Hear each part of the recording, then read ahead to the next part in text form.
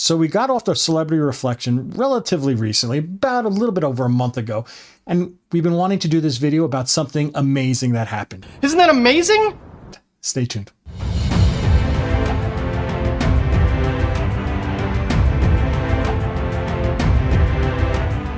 Hi everyone, Rob from Cruise Seekers, and today we have Cheryl today. Hello. And we are going to talk a little bit about casino gambling on a cruise ship because something amazing happened over there. But before we get into that, I would like to thank each and every one of you folks who have become a subscriber to the Cruise Seekers community.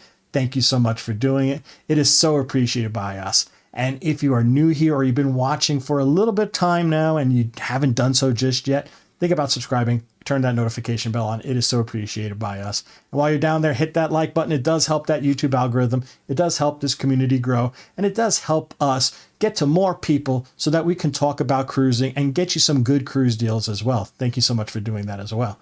So, casino gambling.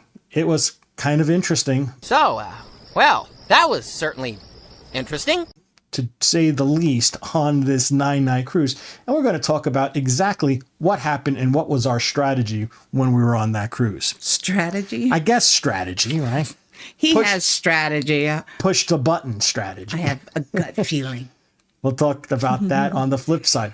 So stay tuned. All right. So casino gambling on a cruise ship. Some people say, don't do it. It's not worth it. It's like bad return on investment. This is a terrible idea. They take a lot of money from you. There's all sorts of kind of things. People say that they are a little looser in the beginning of the casino and at the end. The beginning of the casino? Oh, the beginning of the cruise. I knew what you meant. Yeah. The beginning of the cruise, they say they're a little looser to get everybody wanting to gamble, and then they tighten up.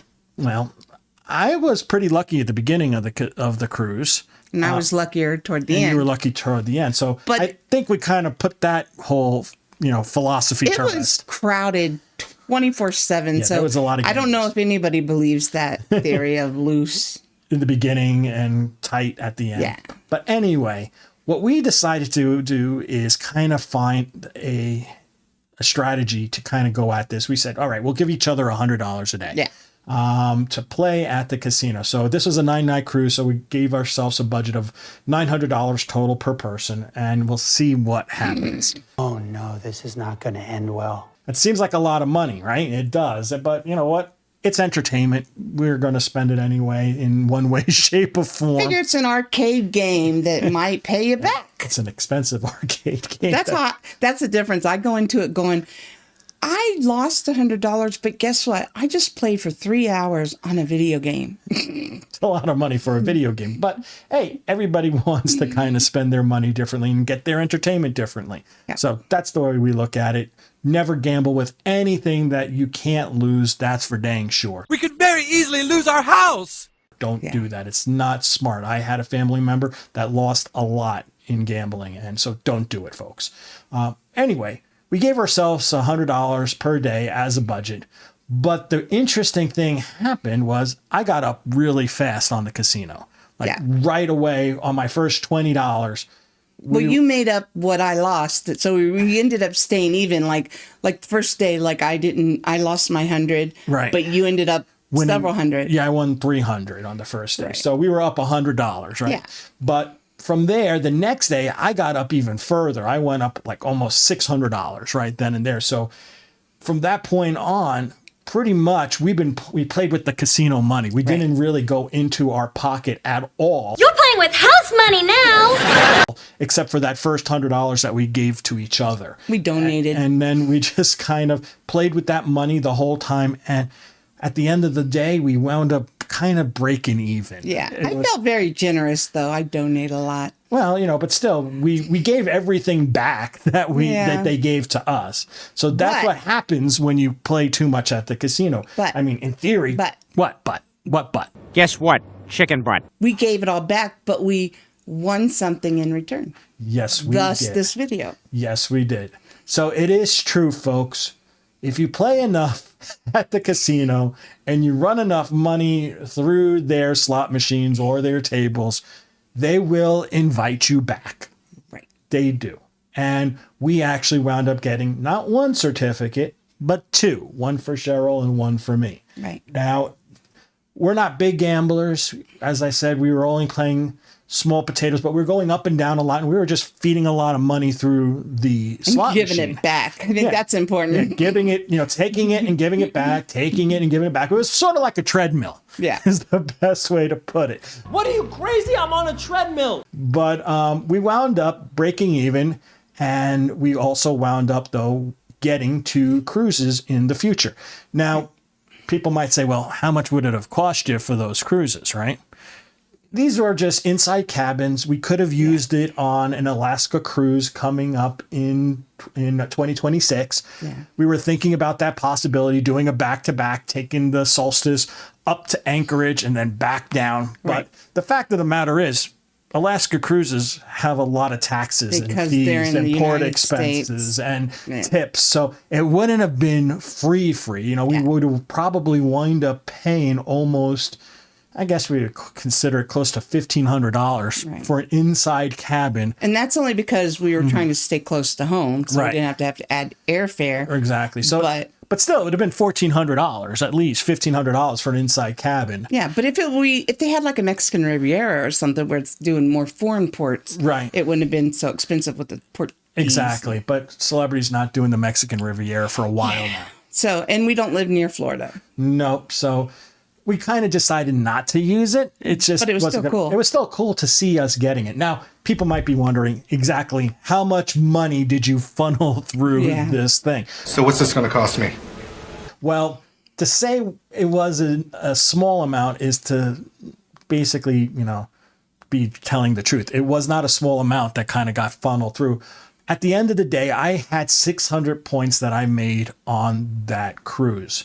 I think Cheryl was closer to 800 points, but she played more because she was able, but she was bouncing back and forth a lot, so she pushes the button a lot faster. When I get up, I kind of run away and I go, I got a lot of money. I get to save it for the next day. And it wound up good for that. So, so I put through enough money through the casino for 600 points. Now, if you know the math on the Celebrity system, it's for every point you get, you put $5 through the machine. I'm not good at math. So 600 points means that I pushed $3,000 through the casino.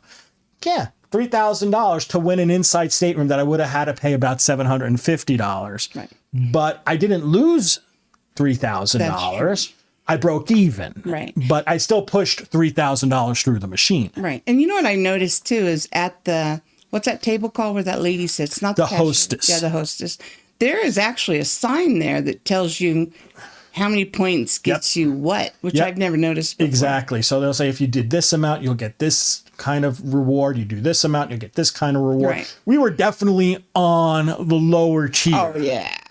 Of that she reward. Didn't know us from Adam. Other people she knew by name. So yeah, but we were but it was still nice to get something. Cool. It was pretty cool. Yeah. And I'm sure I don't know, maybe we could have asked for comps. I don't know. I know, but that casino was too small. It was small and it was packed but it was still fun though. We had a good time and we had some good people that we were gambling with. We got to talk. We got to get the name of that one game with the treasure chest. Oh, that Ralph Carolyn told us to. Yeah, because Cheryl hit that one pretty hard. Yeah, and I can't find that game anywhere because I don't remember the name. Oh, well, we'll talk to them. But yeah, so yeah, we got to gamble with some fun people. She just remembers the guy was sexy. Yeah, that's and true. There was a treasure chest. That's it. But anyway, that's what a lot of people play. I play some of these ones because I was like, ooh, look at this lady. Look at them bosoms. It's a lot of, if I'm going to look at a screen for a little bit of time, I want it to be appealing. Hey, I was playing one when we first got there and I was doing great. And there was one called like Pie Tie something another. Oh, and then there was one next to it, which same company. They're both by Aristocrat. And I wish I knew the name of it, but the Bat Cash, I think it was Bat Cash Blessings or something like that. And I had no clue what was going on. Just every time I turn around, it was giving me a blessing of more money. And I'm like, so the next day I come back and it's gone. Yeah. All of the 4 games in that little standalone thing were gone. And they told me, oh yeah, we rotate. No, it's not coming back. I'm like, are you kidding me? Every day I would go up there looking for it. She was hoping it would come back so bad. Get rid of it. But It was a didn't fun come game. back. I played for hours and hours and only just going up a little bit. Yeah, just like, again, it was playing that game of yo-yo, right? Back Yeah. and forth. And that's really the trick, I think, for if you're going to do this, try to find a game that's not like extremely volatile. Not like Huff and Puff. Yeah, like I remember I hit Huff. Buffalo. I did hit on Huff and Puff. I told Cheryl when I sat down, I said, this is going to go either extremely bad or extremely good. And it happened to be pretty good. We hit it for a good hit on that one. But again, if you're going to try to do this, try to find a machine that does a lot of yo-yoing, not big hits, not small hits, but right in between, and it's always kind of giving you and taking, giving and taking, giving and taking. And you'll know right away if you have one of the machines that do that versus slap, slap, slap, if slap. you go and it just goes- forever and you don't hit anything, you got to get off that machine. Give yourself like, hey, I'll give it $30, right? And if it takes $30 in like no time flat, say peace out. see ya, bye-bye. I'm out. Yep, I'm out. But yeah, that's the trick with these things because it's just really tough. Yeah. But anyway, yeah, I think Cheryl did hit 800 points, which is $4,000 through the casino. So overall, we put $7,000 through their machines. I don't think of it like that. But think of it this way: we didn't lose any of that money. Yeah. It's just money that we. But if you think of it, what if we walked away with that money? Well, the thing is we didn't have $7,000 in our pocket That's to right. begin with. So I think the most I had was like 471. I think I saw my payout slip. Yeah. I took a picture of it because yeah, that was a good session. Didn't for you have 600 at one I point? once had like $650 Man, on the we second were night. walking tall. But yeah, we were at a pretty high point, and but the thing is once we got up, that allowed us to feel really confident in playing, Yeah. and we didn't really mind giving back the money over the time. But I can tell when he's down. Yeah, I get mad. He I gets don't a like little. He gets a little testy. Yeah, I don't like it. I don't like losing No, money. he doesn't. I'm not a good gambler, and I guess That's that's a the good only thing. argument we've ever had in years was him trying to tell me it was I'm like, time "Get to up. get off the machine Get because up, I you're said winning." I was going to get off. And he would walk by and I would just be like, stop looking at me. Bark. Ignore the dog in the And background. Lauren's bark. They're keeping us safe. But yeah, interesting things. Okay, so let's would've- tell them how we didn't know how it worked. We're like, No. did they come up to us? Do we need to go ask them? Do we get free stuff? No. So what happened was we went back to the room and there were 2 certificates laying on the bed. Yeah, they kind of look like this. This is not our certificate. This is a bad copy This is a of bad a- copy, but it kind of looks like that, right? You'll get a couple of those in your room if you have you and your And I have a couple pages. yeah. And the other page would also have like the choice of what was it called? The different types of I remember though you had to scan. oh, you had to scan the code. You had to right, scan the code. Yeah, you had to fill out a form that was. Yeah, that was for the future cruise office because you needed to book it on the ship to get that award. Yeah. So you scan the little skew here, and it will send you to a list of The ship what and sail ships you can dates. choose Yep, from, that you can yeah. check. And then you would have to go to Future Cruise to book it at that time Right.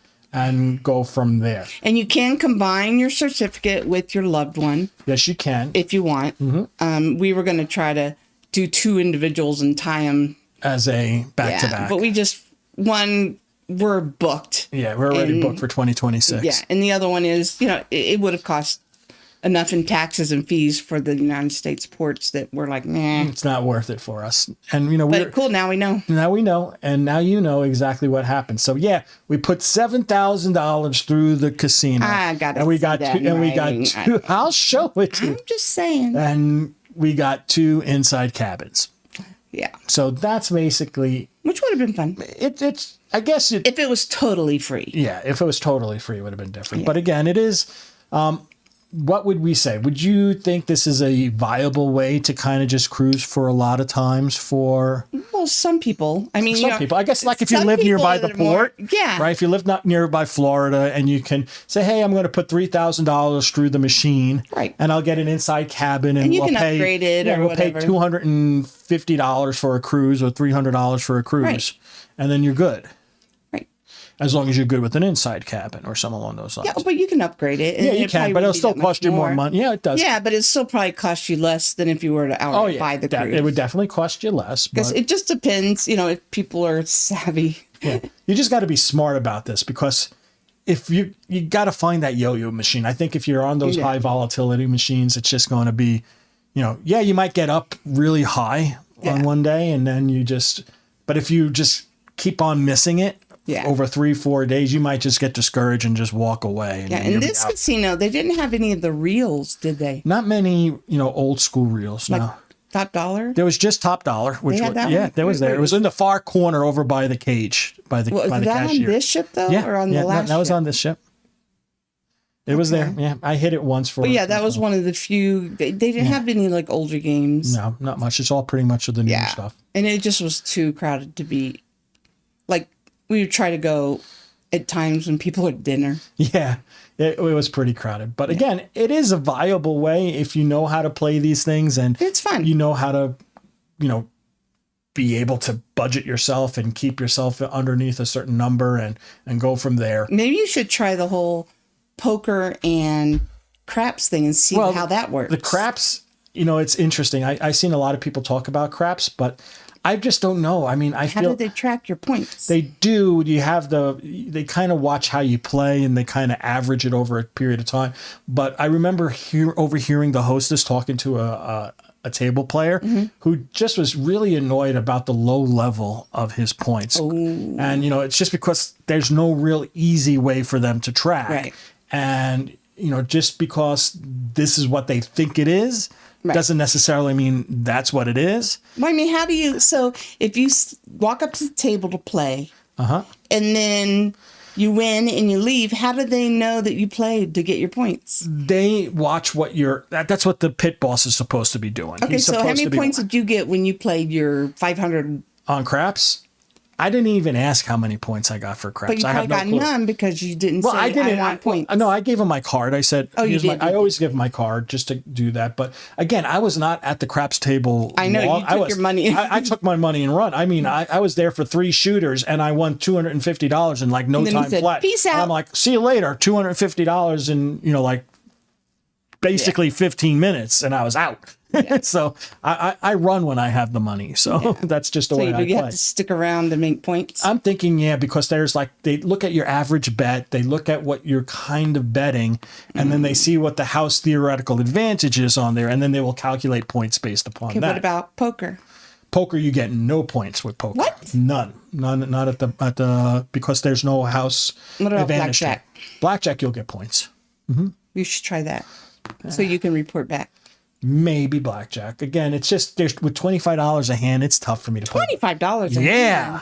$25 a hand. Oh, I didn't know that. Yeah, so I that's thought the it was reason. 5. No. It's tough. But anyway, so that's our little video about casino gambling on a cruise ship. I hope you enjoyed this video. If you did, hey, give it a big thumbs up.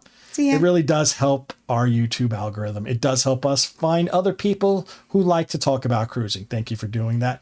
And if you've been watching this long and watching our silly faces talk about gambling on a cruise ship, think about subscribing and turn the notification bell on. It'll be very appreciated by us and would be really surprised after this video. Yeah. Thank you so much for doing that. And we would like to say, leave a comment down below if nice you one.